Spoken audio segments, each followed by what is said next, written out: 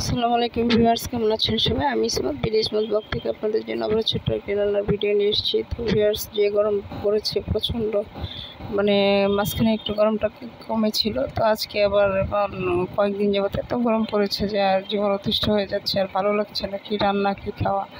তারপরে তো আমাদের রান্না করে খেতে হয়। তো ভিউয়ার্স, আমি মাত্র কিছুক্ষণ হলো স্কুল থেকে এসেছি, তো এসে দেখি আম্মা সমস্ত রান্নাগুলো করে ফেলেছে। তো আমার জন্য মাছের তরকারিটা আম্মা একটু চোখে কম দেখে, তাই জন্য হচ্ছে যে মাছের তরকারিটাতে ঠিকমতো ব্যালেন্স করতে পারে না মশলা, সেই জন্য আমার জন্য রেখে দিয়েছে। তো আমি এসেই সব কিছু রেডি। তো আমি চুলাতে প্যান বসিয়ে তেল দিয়ে প্রথমে হচ্ছে রসুন বাটা পেঁয়াজ বাটা দিয়ে, তারপরে হলুদের গুঁড়া, মরিচের গুঁড়া, ধনের গুঁড়া, জিরার গুঁড়া দিয়ে আর পরিমাণ মতো একটু লবণ দিয়ে অল্প পরিমাণে একটু পানি দিয়ে মশলাটা কষিয়ে নিলাম। তো কষিয়ে একটু ঢেকে দেবো, 1-2 মিনিটের জন্য একটু ঢেকে দেবো। তো 1-2 মিনিট পরে যে দেখুন আমার মশলাটা কষিয়ে এসছে, তো এখন আমি এতে দিয়ে দেবো হচ্ছে একদম কচি একটা বাঁধাকপি ছিল, আনা হয়েছিল। তো এটা ভাজি তো খেতে ভালো লাগবে না, তো ভাবলাম যে এটা দিয়ে রুই মাছের ঝোলটা খেতে ভালো লাগে।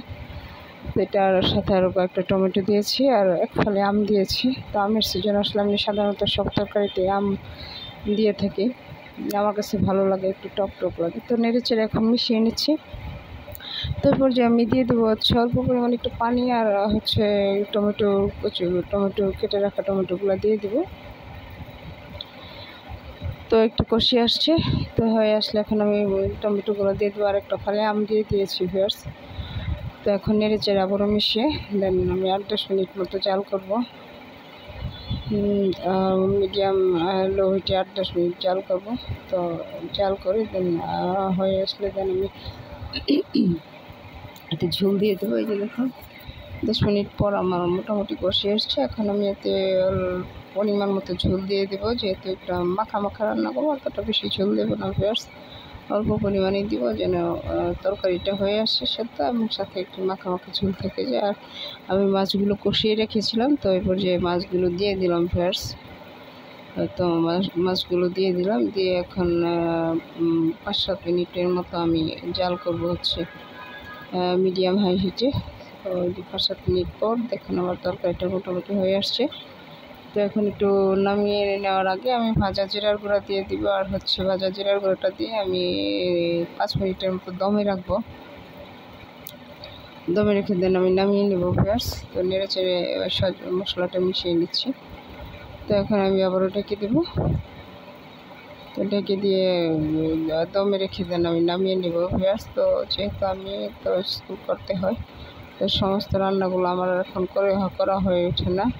তো এই যে দেখুন আমার তরকারিটা হয়ে আসছে, সুন্দর একটা ইয়ামি কালার আসছে।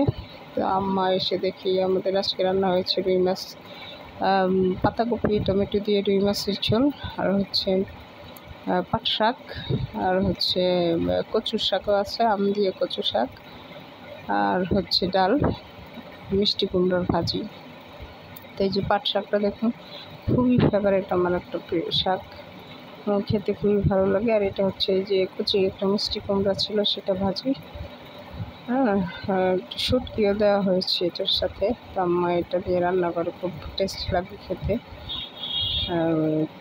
একটা শুটকি বাচ্চা পাওয়া দিয়ে মশলাটা কষিয়ে দেন, যাতে মিষ্টি কুমড়োটা দিলে খুবই ভালো লাগে। আর এটা হচ্ছে আম দিয়ে ডাল রান্না করছে, পাতলা করে ডাল সেটা। আর হচ্ছে এটা হচ্ছে আমাদের কচু শাকটা, আম দিয়ে কচু শাকটা এখন আম চলবে আমাদের সারাক্ষণ যতক্ষণ থাকে।